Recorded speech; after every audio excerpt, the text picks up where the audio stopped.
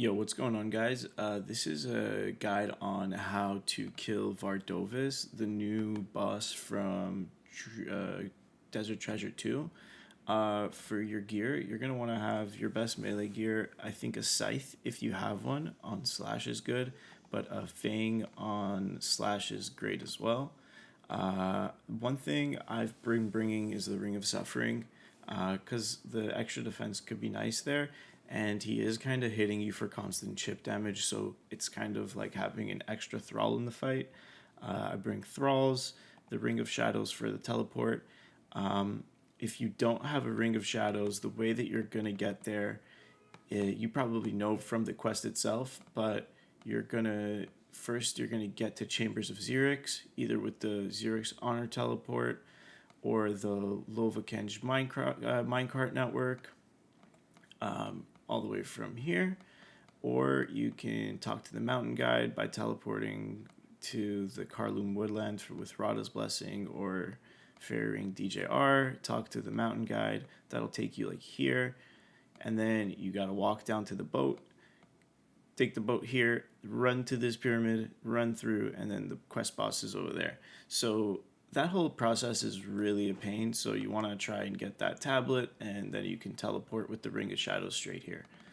For the inventory setup, I like to bring some combo foods, lots of combo foods, because he tends to hit like in succession, and you kind of want to be able to combo up really quickly, because there might be some there will be a lot of damage when you start to make mistakes. So ideally, you're not going to make that many mistakes, but got to be prepared.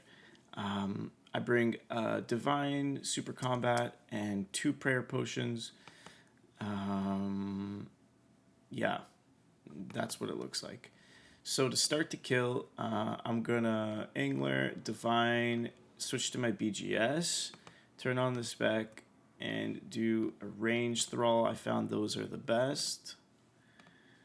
And if the first BGS hits, then you're good. Save your BGS for the second kill if you can do them.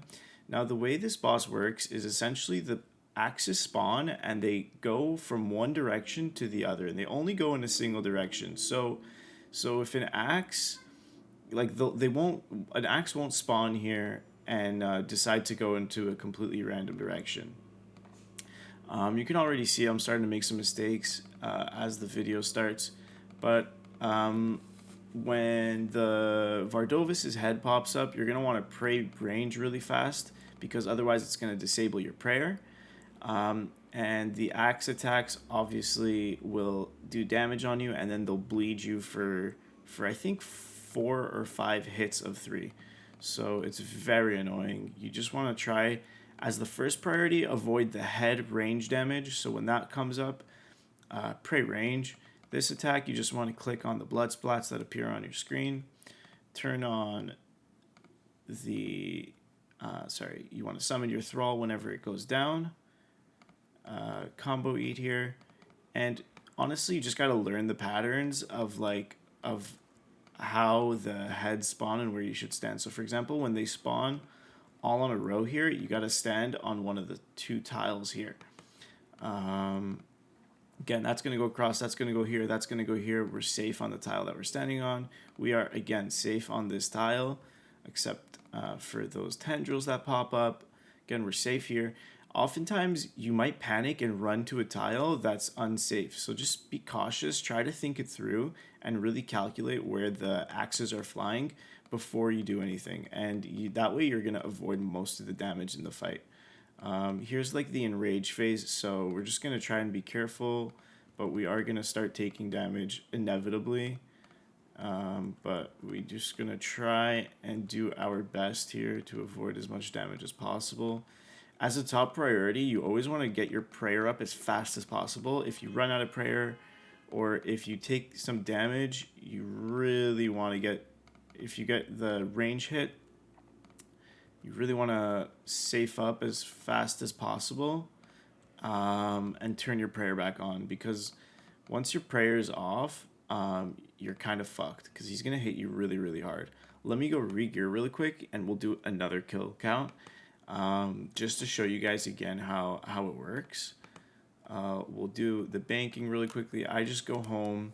I teleport to Castle Wars. Bank real quick. The Divine Super Combat can just stay. I'm just going to take one fresh prayer potion. We'll bank this angler, 2 Karams, and then I have my X set to 4, so I can just do that. And then honestly, I've been starting to take only 4 angler Karam ones so that I can just have more food overall and overeat. Just because of the chip damage, it's nice to overeat. And one thing I didn't mention is the Amulet of Blood Fury is definitely worth bringing here, just so that you can just continuously heal, because he's doing constant chip damage, constant regular damage, and like it's just very, very nice, so you don't always have to be eating food throughout the fight, because especially towards the end of the fight, you really want to be able to just stay and hit him and like concentrate on the enrage phase and not worry too much about eating, because the enrage phase will take a lot of your concentration, and then if you lose focus there, you're gonna die ultimately. So you just have to really learn how to concentrate and learn the axe movements. We are gonna repot here. 14 overeat is worth it for me, so I'm just gonna do that again. Spawn the thrall. BGS 29. I'm just gonna go for another one. Why not? Hit a 0, so it was waste. I like to stand on this tile here. I feel it's just a good place to stand for the most part. I don't like to stand in the middle. The middle is by far the worst place to stand, because you are always going to be in the path of an axe that is flying towards you. So never stand in the middle. You always want to be here on one of the tiles. Ideally in one of these 4 middle tiles. Often you can avoid most of the different axe attacks if you're just walking from one side of these 4 tiles to the other. So just beware of that.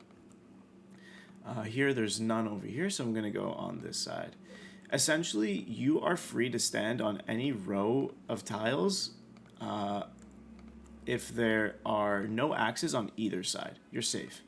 And then if it's on the other side, the far side, you're okay to stand there for a second and cross over. That wasn't a good one. I did end up taking damage there. We'll switch our prayer first and then run out of the way, and we might get comboed here to die. Not quite, but that was a close one. Let's go here in the middle, make sure we got the range pray. We'll drink a prayer pot. Here in the corner is going to be safe. So yeah, you just really want to learn kind of the different rotations as well. Here in this corner is going to be safe. And you can run out and run back is doable. And you're just avoiding those tendril spawns. Essentially, the mechanics of this boss itself are easy, but there is a system of prioritization you need to learn for yourself. There you go. You do get comboed. You can be doing well the whole fight, and you just get comboed. So at the end of the day, it does happen. And one of the things that you do want to be able to do is make sure you have 2 rings of shadow in the bank, so that if you die, you don't have to do the whole run back, because it's super long and not very cash money. And the way that you do this is, first of all, you bank all of your items. You wear the Ring of Shadows. You go to the Witch's House in Taverley, like in the Witch's House quest. You search under the pot near her front door to get your inventory full of brass keys. And then you're going to find a way to die. The way I did it was I just went to the bank, and I locator orbed my HP all the way down to 1. Then I stood at the desert, and then that pretty much killed me. And then what you can do is your Ring of Shadows will spawn on the floor when you die. Then you can go to the guy in the Ancient Vault. You go here, you go inside. There's a guy all the way on the bottom floor, and you can talk to him, and you can buy another one for 75k. then you go back to where you died, you pick it up, and then you'll have 2 rings of shadows. So if you die, you can still teleport back here. You don't have to do the whole entire run back. Dying is normal. Like, it'll happen here.